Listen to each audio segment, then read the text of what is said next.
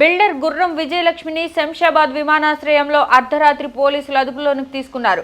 300 కోట్ల మోసానికి పాల్పడి దేశం విడిచి పారిపోయేందుకు ప్రయత్నించిన ఆమెను పోలీసులు అరెస్ట్ చేశారు.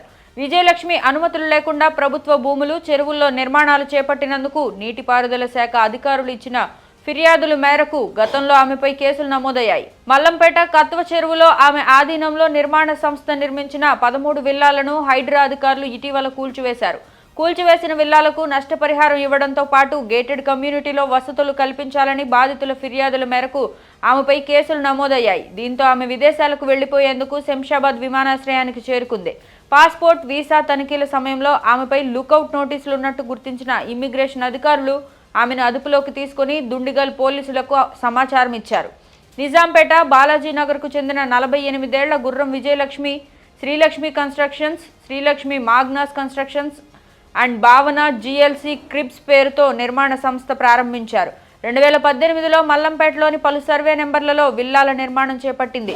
మొత్తం 325 విల్లాలలో 65కు మాత్రమే HMDA అనుమతులున్నాయి. మిగిలిన వాటికి పంచాయతీ అనుమతులు చూపించారు. దాదాపు 260 విల్లాలను విక్రయించింది. అవన్నీ అక్రమమని ఫిర్యాదులు రావడంతో 2021లో అప్పటి జిల్లా కలెక్టర్ ఎస్ హరీష్ విచారణ జరిపించి 201 విల్లాలను సీజ్ చేశారు. అయినా తన పలుకుబడితో వాటిని మళ్లీ రిజిస్ట్రేషన్లు చేయించింది.